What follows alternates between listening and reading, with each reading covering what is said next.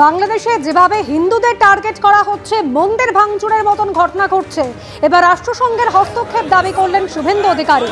চিন্ময় কৃষ্ণ দাস ছাড়া আরও দুজন সন্ন্যাসীকেও গ্রেপ্তার করা হয়েছে। অবিলম্বে রাষ্ট্রসংঘের হস্তক্ষেপ করা উচিত, বাংলাদেশে শান্তি শৃঙ্খলা বাহিনী পাঠানো হোক, এমনই দাবি করেছেন বিরোধী দলনেতা।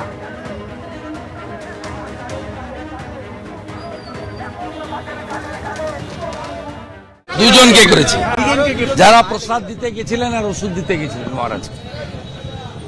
তার মানে বোঝাই যাচ্ছে যে শুধুমাত্র দুষ্কৃতকারী বা র্যাডিক্যাল ফোর্সের হাতে নয়, আজকে যারা বাংলাদেশকে প্রশাসনের দায়িত্ব নিয়েছেন রাষ্ট্রপতি মহোদয়ের কাছ থেকে আর্মির সৌজন্যে, বাংলাদেশ আর্মির সৌজন্যে, তারা এটাতে ইনভলভ।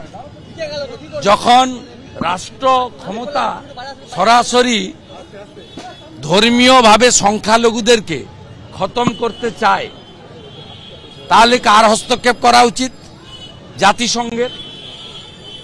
আমি এটা আমার ব্যক্তিগত মত, ভারত সরকার নিশ্চিতভাবে উদ্যোগ নিয়েছে, ব্যবস্থা নিয়েছে, এবং আমি মনে করি যে পৃথিবীর সবচেয়ে বৃহৎ সামাজিক সংগঠন আরএসএস এর পক্ষ থেকে, রাষ্ট্রীয় স্বয়ংসেবক সংঘের পক্ষ থেকে আজকে যে বিবৃতি সামনে এসেছে, এই বিবৃতির মধ্য দিয়ে আগামী দিনে ভারত সহ যে সমস্ত মানবিক দেশগুলি রয়েছে তাদের অবিলম্বে ইউএনের মধ্যস্থতায় পিস কিপিং ফোর্স ইমিডিয়েট যত তাড়াতাড়ি সম্ভব পাঠানো উচিত।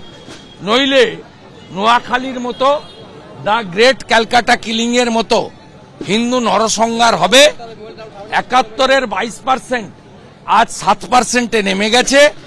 এটা যদি এক্ষুনি না করা হয়, আগামী কয়েক মাসের মধ্যে বাংলাদেশ হিন্দু এবং উপজাতি, বিশেষ করে চাকমা, ত্রিপুরী, মারমা, এরা শেষ হয়ে যাবে।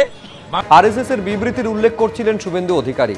এখন কি রয়েছে এই বিবৃতিতে, যেখানে বলা হচ্ছে অবিলম্বে বাংলাদেশে হিন্দুদের ওপর সন্ত্রাস বন্ধ হোক, সন্ন্যাসী চিন্ময় কৃষ্ণ দাসকে অবিলম্বে মুক্তি দেওয়া হোক, বাংলাদেশে হিন্দু সহ সমস্ত সংখ্যালঘুর ওপর হামলা চলছে, লুট থেকে খুন, মহিলাদের সঙ্গে অমানবিক আচরণ করা হচ্ছে, কোনো পদক্ষেপ না করে নীরব দর্শকের ভূমিকা পালন করছে বাংলাদেশ সরকার। হিন্দুদের ওপর অত্যাচারের বিরুদ্ধে সরব হতেই চিন্ময় কৃষ্ণ দাসকে গ্রেফতার করা হলো। বাংলাদেশে হিন্দুদের ওপর অত্যাচার বন্ধে প্রয়োজনীয় পদক্ষেপ করুক কেন্দ্র।